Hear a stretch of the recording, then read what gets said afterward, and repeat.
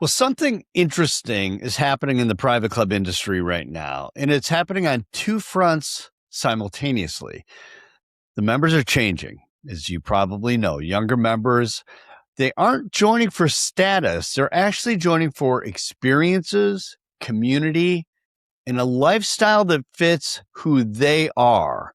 Now, at the same time, the leaders are changing as well. Experienced GMs are starting to retire, as they have forever, right? And the people replacing them, though, are coming from backgrounds that are beyond the traditional food and beverage or golf management or professional golf path that has defined club leadership trajectory for decades. And here's why it matters from a marketing perspective, because the club leaders and board members that understand this can adapt to make sure their club is positioned to attract the next generation of members. My guest today has had a front row seat to both of these shifts. Dr. Rod Warnick has spent more than 40 years at UMass Amherst studying where clubs are headed and training the people who will run them. And he says that what he's seeing in the classroom right now should give every club leader genuine optimism. Here's my conversation with Dr. Rod Warnick.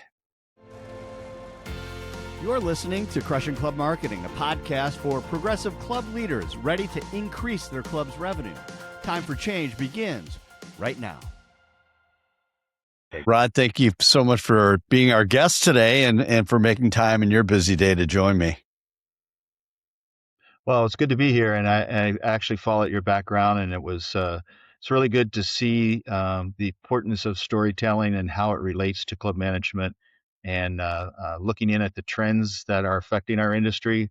I've been teaching here at UMass for 43 years, which seems like a long time, but it Yeah. seems like just yesterday I started here, and I mostly started in commercial recreation and business management, and then I joined the hospitality program here and went into the club area and had been working with the PGA and the LPGA, and then actually took over teaching the club management course, which was started back here in the 70s, actually, by our turf program that said there was a need to have professional managers teaching students about the operation of clubs because we had so many great clubs here in New England. Mm-hmm. And it was taught by club managers once a week. And then when I came into the program, this was in the early 90s, they wanted a full-time faculty member to start teaching it. And so I took over the course, and it's just grown really well. We've had a great student chapter. Our student chapter was formed in the 70s,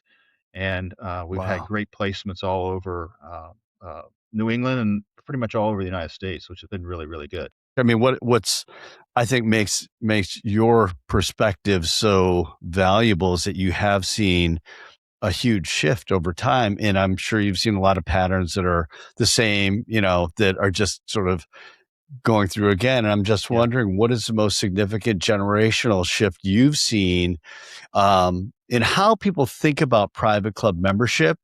And do you think that club leaders fully appreciate what's happening at this point in time, or is it even any different? Yeah, well, I think it's certainly changing dramatically, and the two changes that I will tell you that I think are most significant is that it's not my grandfather's club anymore. It is not just a traditional club where you become a member and you play golf. It's more of a lifestyle type of thing. And so the lifestyle change is the most significant thing that I see, and we're seeing it in clubs. In fact, 10 years ago, I started talking about this to our students. I said, this is going to be a big change because we're seeing, our grandfather and my parents' generation move on. Us baby boomers are now the grandfathers, and now we're Hmm. having a younger generation coming in.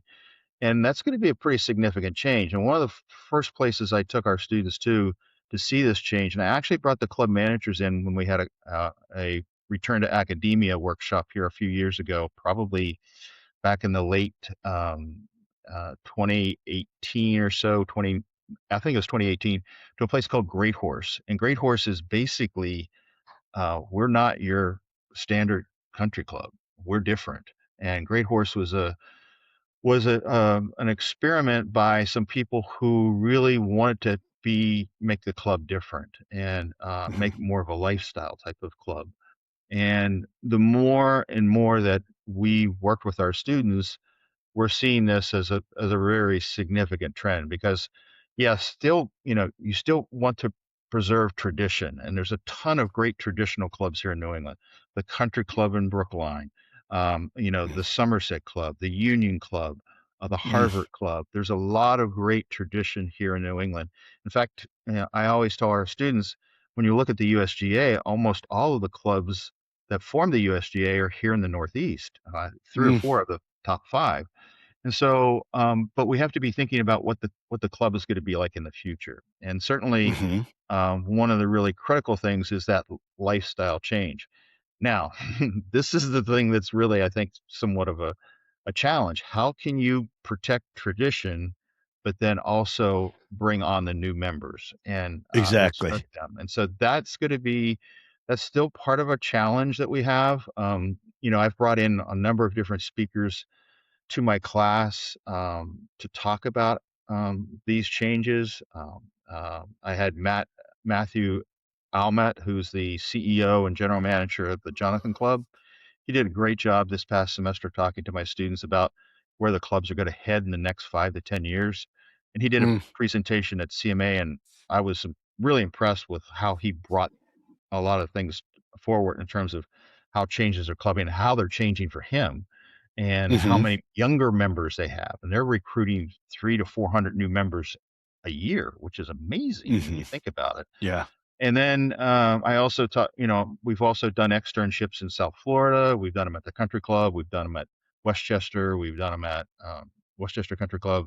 We've done them at Jackson or Charlottesville Country Club, Farmington Country Club in Charlottesville, and also Chevy Chase, and then down in Florida with Mirasol and a whole bunch of other places.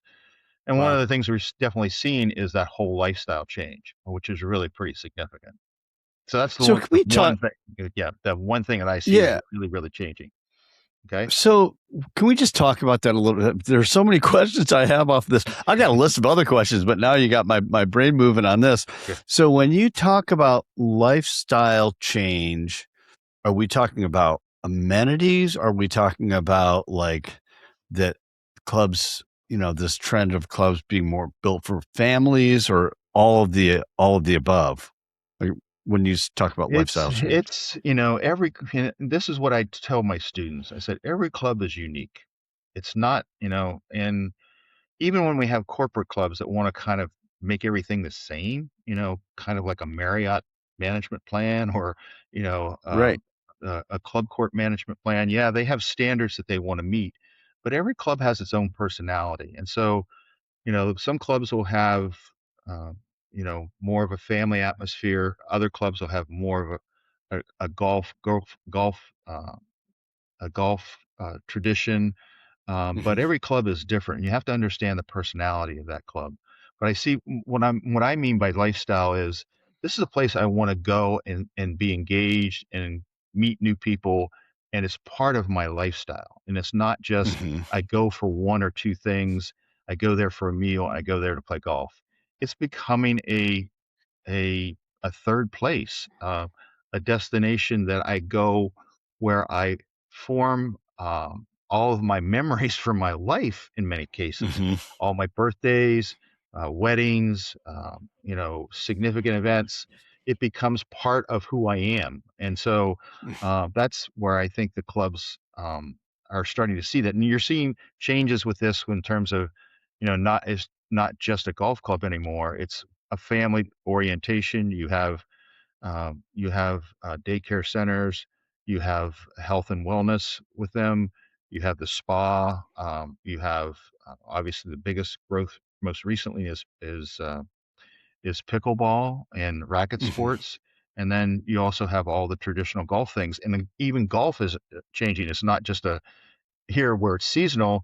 Now we are changing over to the point where we're trying to say, you know, there's a lot of opportunity to have golf year round with simulators. Hmm. And, you know, we we've talked a lot about different companies that have come in like Good Golf and Putt View, where they make the golf learning and experience and its engagement type of thing. And food is Hmm. part of that, and entertainment is part of that, but it's really pretty unique and special, such that it's just not one thing. It's not, Hmm. it's not a bunch of silos. It's a Hmm. lifestyle. I Hmm. want to go there. I want to see, and I want to meet people, and I want to be engaged. And that's what attracting a lot of the younger people now. Young people want to come to this place to meet other people and have an experience. There were very traditional types of clubs that were downtown clubs that have had a renaissance in membership, which is incredible. How is it? The how have clubs changed as a status object over time? I mean, it seems like, you talk about the boomers where it seems like private clubs are very much a status thing. Yeah. I drive the Cadillac, I joined a country club. Hmm. And Hmm. how is that different for this, for Gen Z and, or, take Hmm. Gen Y, Yeah. Gen Z, how is Yeah. that Yeah. different? Yeah. I think it used to be more of a status symbol, yeah, obviously. And you got on a wait list and you got in, and there's still wait lists, and there's still is still the generational, what I would call legacy members, and you're still going to Hmm. have those clubs that are like that, like the country club, for example, Hmm. or some other, even Westchester to a certain degree, or what's Pine Valley in New Hampshire or in New Jersey, that are very traditional. These are the hardcore Shinnecock Hills, for example. These are the Sure. hardcore golfers. There's 300 or 400 of them, and they play golf, and that's it. Okay. Yep. But and there's a place for that. But the new club, the club that is evolving, and this is a lifestyle club, is, it's not just status, it's engagement. It's being Hmm. relevant. It's being having the new things that people want to do. And the thing that I talk to the students a lot about is the fact that it's not just golf. It's the experience of being there. Hmm. And it could be golf, food, entertainment. It's a new vibe that is really pretty significant in terms of how clubs are evolving, and that's why the clubs that are being very successful are attracting younger members, like the New York Hmm. Athletic Club, like Mirasol in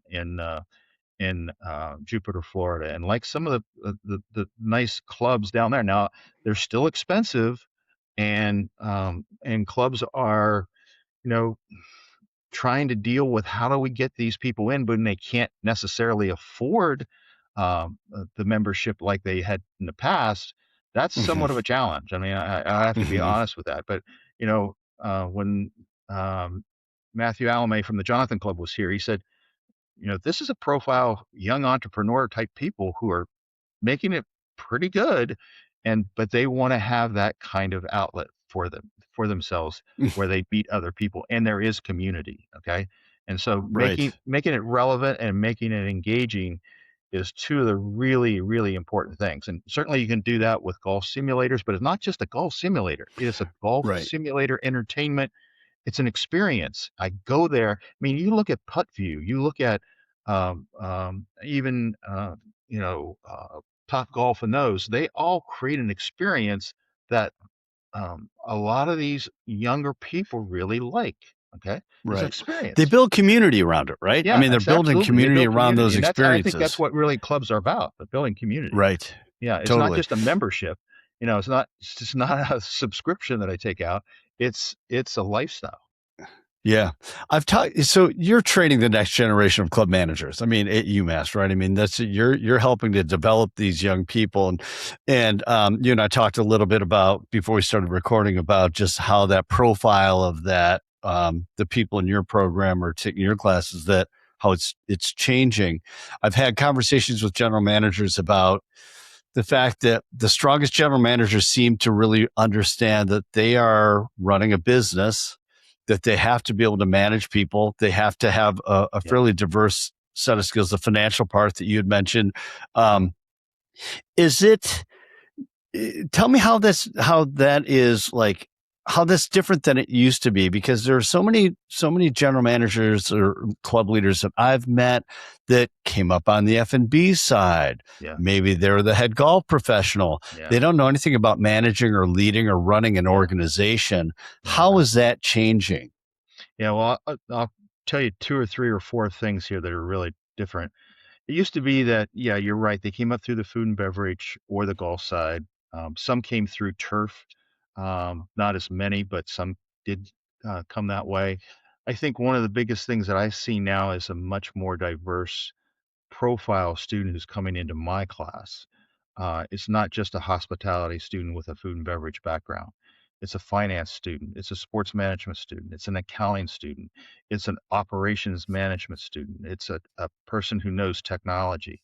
Um, a much, much more diverse clientele of students who are coming in who have a much more varied background.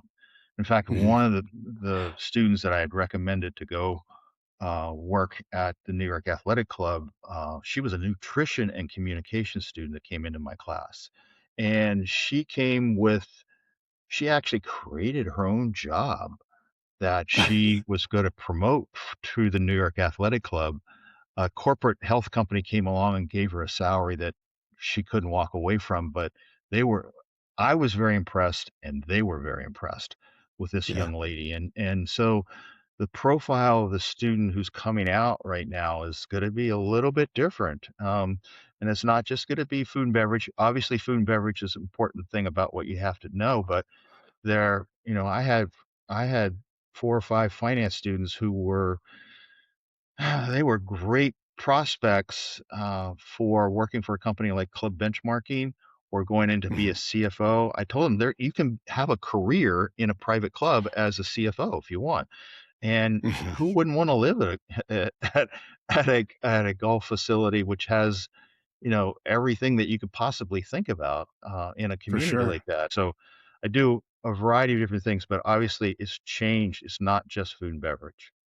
What's behind that? What is it? What do you think? Like, because that's always been one of my concerns is that, I go to CMAA and I think, where are these kids coming from? Like, do these people think they want to go into running a restaurant or like, I mean, and it is challenging and it is difficult to deal with boards, but what is behind this change for these kids with operations and finance backgrounds where they're looking at this as a really good path? What do you Well, I think think? part of the attraction now is that they had never thought about this before. They never really thought Sure. about, the traditional role would be if I was in marketing, I would go into sales and I would go into Mm. for a marketing kind of company. If I was in finance, I would go and work on Wall Street. If I Mhm. was in accounting, I would go and work for an accounting firm. Right. If I was in operations management, I would go and work for a production company in manufacturing. But now the way I teach it, I say basically said, this is a community and you have all kinds of jobs opportunity here. And you need to be thinking about how this community works together and how you can get experience and your background. You're specialized in finance. You could have a career in a club as a CFO. So yeah, Interesting. you can do a number of different things in clubs, and so Mhm. and part of the training that I do with them is we do a lot of case studies. So we really try to think about how to think like a club manager and not necessarily, oh, it's all the bottom line type of stuff. That's it. And Mhm. I was just reading a study the other day that said, sometimes when a club gets bought up by a corporation or investment firm, they're only looking at the bottom line and how quickly they can run people through and they don't want people walking. They want them to ride so they can get more people through the golf course quicker. And it's all bottom line and financial Oh, information. I said wow. that could not necessarily be what a private club is about. Private club is going to Right. be there for the experience, and it could be very very different. So one of the things I really emphasize with our students is you've got to think critically about how a general manager works in a private club setting. It's not Yeah. necessarily just bottom line. Certainly, finance is important in terms of what you're doing, but it's the experience that is really, really critical in that club experience. With this more diverse group of young people that are entering, programs and in classes like yours, what do you think that means to the industry down the road? Well, I think this is great for the industry, and there's another trend that's happening too. And actually, we're doing. I have a couple of grad students working on another study that's looking at why are people leaving parts of the industry and going elsewhere. Mm, And part of that was during the pandemic. There was kind of a what we call a brain drain of people who, because they lost help, they couldn't get help. My more in hotels and restaurants, not necessarily in clubs. Clubs actually thrived, I thought, during the pandemic, um, oh my gosh, yes. because they pivoted pretty well. And one of the things you could do is play golf, and you could exercise, and you had a lot of time, but Right. and you were yearning to meet and be with other people because we were so isolated. And so as a result of that, people left the hotel industry, but they came into clubs. Look at CMA, Right. how many new managers have joined the club industry. I mean, if you look at this reports, it's pretty incredible how much the membership has grown. And so what I think is really positive of the two things that I see that are positive is we're getting more professional people in. We're getting a more diverse set of professional people in. We are seeing subsegments of, you have a group uh, of financial managers now. You have a group of Mhm. facility managers. You have a group of marketing communications people. And CMA does a really, really good job of educating and bringing people into the industry and keeping them updated. And the Yeah. conferences that I go to are always very good. They're Y- they're by far, of all the different conferences that I've gone into, they're phenomenal. They're absolutely Yeah, great. Yeah. for And they sure. have great speakers The all the time, and they're current. They're really current. Yeah, yeah, yeah. And I think they do a great job with trying to find those people as well. I mean, it's been fun to be a part of that. So it's fair to say that there is, a next generation of club managers coming through. There's also a group of club managers that are going to be retiring. And what worries you the most, or what do you think, or how do you envision this transition going from the old school club managers to the youngers, and what are you seeing as far as how clubs are navigating that? Well, I think there's still going to be that kind of challenge between tradition and lifestyle. Okay. And Hmm. you're still going to see the people who, particularly older members, who don't want to change, don't want to see change. Maybe they're on the board. How is the club going to bring on those younger people and make them feel that it is worth their investment to be in a club that may have a lot of tradition associated with it, but then needs to change to be more family and lifestyle oriented. And that is going to be somewhat of a continuing challenge for a while. But I think we'll work through that. Um, Hmm. I don't see it as being insurmountable in any way. I think, and here's a good example. One of the clubs that we did an externship with, and I thought this was a great, great model. And I've actually talked to the country club about this. Oh Um, yeah. uh, Chevy Chase Club has what's called a winter center. Okay.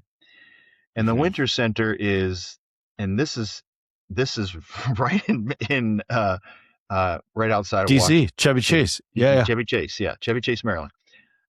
They ice over their parking lot, okay, and have a big ice skating rink. Yeah. And in the morning, the old guys come in and play hockey and skate around, and the older members do. But then in the afternoon, it shifts to youth hockey, and it Oh wow. and it is crazy the amount of people that are in that winter center from probably 3 until maybe 7 or 8. And so they have a whole new orientation of younger people coming in. They have a bowling alley there. They have a lot of people come in and do their supper and their homework, and then they play in their golf or their hockey leagues. and do Yeah. skating, and it's a great experience. Yeah, I mean the innovation that one of the things I loved about the pandemic in the club business is the innovation that came about, right? Like, I mean the Yeah, whole igloos and all this other stuff. So I think this next generation of club managers seems like they are, they're able to take a fresh perspective of things. I mean that seems to yeah. be They're try. You got consistent. to The one try. Give it a try. Right, right. Yeah, The one yeah. thing that I wonder about though, and so I'm a board member at our club, Okay. and it's I love it. It's a lot of fun, and I've had an opportunity in my work to sit in other board meetings as well. Boards can be very difficult, Oh yeah, and club absolutely. managers. And one of the things that we talk about with guys at club benchmarking, for example, is the idea that you need a strong manager who actually knows how to lead Yeah. a Hmm. board, which is Hmm. because if they aren't able to and the board runs them over, it's very Hmm. difficult. Yeah, How do absolutely. you like how do you it would seem to me that a younger generation with a different skill set might have a little bit more clout potentially in a boardroom over time. I mean, it takes time to build that. Yep. But how do you think this next generation handles that? Or is this really just one of those necessary evils of clubs of having boards that just are overly overbearing? Yeah, well, one of the things that we have done, and I actually bring in a number of cases on this too, is dealing with boards, is that we need a lot more emphasis on leadership. And the other thing that I teach and have taught for the last 10 years is a hospitality leadership class. Okay. Mhm. In that leadership class, we go through basically, and it's got a variety of different students in it, mostly hospitality, but I bring in other students from time to time too. And we have a mentorship program with that. And we do what are called leadership academies, where we go out and spend a whole day at a hospitality venue, and clubs are one of the places we go. As a result of that, we also go to casinos. We go to major hotel chains like the Four Seasons and Marriott and Hyatt and Hilton, and we also go to one that was Ritz Carlton, the old Ritz Mm, Carlton in Boston at one point.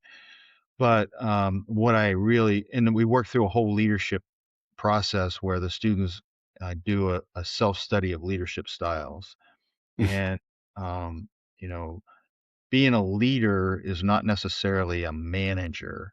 A leader is really getting to get people to work together.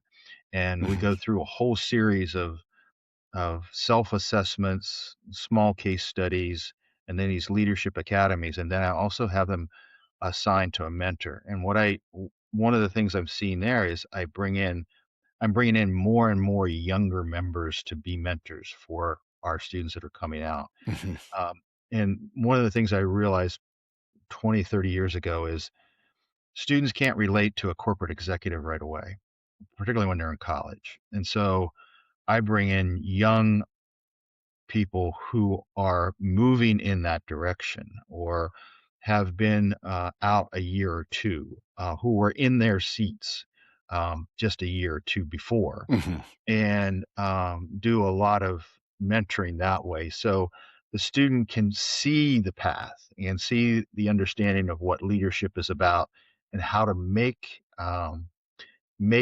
the changes that need to be made. mhm, Certainly, I think CMA is doing a good job with this. Is the whole leadership academy approach or the leadership BMIs? Those are mhm. things that we need to do more of, learning how to work with boards. I think firms like Club Benchmarking and also CMA are doing a, a pretty good job with that. But it's still, I mean, it's a Mhm. challenge. It is a challenge. Right. I mean, you have, you when you're a general manager at a private club, uh, you could have 400 or 500 bosses, and so we talk a lot about policy versus standard operating procedures, and the kitting the board to really be the policy formers and let the general manager run the club. Mhm. And so we talk a lot about that, and we bring in case studies that really look at that. And in Yeah. fact, one of the first case studies I do is is dealing with a board that's pretty much out of control. And so, that's one Happens. part of the things. That's Yeah. part of the learning process. And so they, I And mean, the they mentor, get that. yeah. They get that. And they like that. Okay. Yeah, yeah. And that mentorship, one of my favorite, because you mentioned the country club in Brookline a couple times. One of my favorites, I love David Chagg. And when, his transition to Kristen LeCount and how that went. And David, I've known him several years. It's not like we're great friends, but I admire him and his work, and that mentorship within the club. That's also just so important. I Oh want yeah. to just dovetail that into another thought that I'd love to get your take on, is that going back to our earlier conversation, we were talking about, lifestyle. And we have a client right now who said, you know what, I have removed so many of the committees we used to have and really put more, like, he's a strong manager. Um, and said, I want my team to manage better to Hmm. reduce the need for committees. And I'm wondering what your take is on that approach in general, just as a high level, as it relates to this idea that what I start to wonder, Rod, and you have a better pulse on this than I do, is the expectation of members today. It seems like there are fewer members that are ready to volunteer to be on committees, like in a nonprofit, to Yeah. really, take on a position in the board, and Yeah. more this idea, almost like my club is a resort. I just want to go and enjoy it. I don't want to That's have right. to do Yeah. anything Yeah. there. How do you I see that think intersection I with, yeah, I think you're go ahead. right. I think you're going to see that. And I can tell you this from the local community level where I live. It used to be, and I have a recreation sports background too. And so it used to be that volunteers um, locally would run the youth leagues in my town, Deerfield. Hmm. You know, it was a person who organized soccer for the kids. I ran basketball and baseball. Hmm. And I did it from kindergarten through sixth, seventh grade. Okay. There are fewer of those people who have the time to do that now. Okay. It's the Right. same thing that's happening within a private club. They don't necessarily they don't have the time. They have their busy households. There's so many things going on that they don't have the time to commit to being a volunteer member. And we talk a lot about this in the class, and that these board members are not paid. They're not paid for this Hmm. work. They're giving their effort to come in, and because they have a commitment to the membership and being part of that community. It's getting harder and harder to find those people. And I talked to our local recreation director, and she said, I can't get anybody to coach anymore. And Right. we always, it used to be that we had too many coaches and too many parents being involved. But as long as you're doing a good job and everybody's agreeing, and you have, I guess, a really good mission statement, or a reason why you're there at the club, and everybody's on the same page, you don't probably need to have as many committees. Certainly, I mean, you still need to have committees, but not so many. Okay. And the problem I have with so many committees, and this happens in universities too, so it's not anything different in many regards, is it slows down the process. Okay. Everything has to be re-examined to the nth degree, and it kind of slows the whole process down. So it takes so much longer. Because it takes so much longer, so much more expensive. And I compare public work projects versus the private school projects here. Private school projects here in Deerfield with Deerfield Academy, they can build a facility in a year, and where it would Mm. take us 2 to 3 years to do it, because it has to go through so many different committee reviews. And so Yeah. I think that trend is probably going to happen to a bit to private clubs. You might see Yeah. a condensing of committees, but still there's still going to be that need to have Yeah. those. Which puts even more emphasis on that club manager who really, can sort of run Yeah, a business. that's I just correct. have a couple of the thoughts, because what's, I don't, I'm actually a very, very optimistic person, Yeah. but this is one of the things that kind of, you know, goes through my mind. So the conversations are maybe we need more young people to serve on the board. Well, they're really busy. But then you have people who are older and retired or close to retirement that are like, oh, I've got time. I want to Yeah, do this. yeah, But their thinking might be a little bit more, traditional rather than right the yeah, lifestyle mindset. So I don't know that there's an answer to that, other than the fact that that is sort of, that's just part of life, right? I mean, we get older, we have a little bit more time, and, yeah, and we yeah. want to give back, which is the other part of it. It's a little You tricky. know, this the conversation here was I remember distinctly from Matthew Almet at the Jonathan Club says, the problem with the older members is they want to go to the younger member activities. He says, I have baby boomers are coming in with, they dress like, they're dressing like the young kids and it doesn't Yeah, yeah, necessarily look great, but they want to go to all these things that we're doing for the younger members. And so that's my challenge of trying to keep them somewhat organized and relevant. And the kids yeah, they want to do their thing and the older people want to do their thing, but then they also want to do the thing that the younger kids are doing. So, and I yeah, think the yeah. thing that's really, I think the thing you have to be thinking about, can your board members be creative? Can they be Hmm. creative to create experiences that are going to bring people together? They're going to be respectful to each other and that Hmm. they're going to have great enjoyment. And Yeah, I can tell you, even the younger kids, they like some of our music.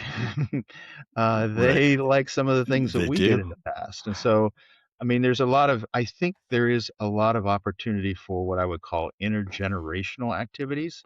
And Sure. actually, I, when I did a lot of consulting work with Smuggler's Notch up in Vermont, and they're considered to be a really great family resort. I said, maybe we need to think about how we define family. And it's not just Mm, a mom and a dad and two kids.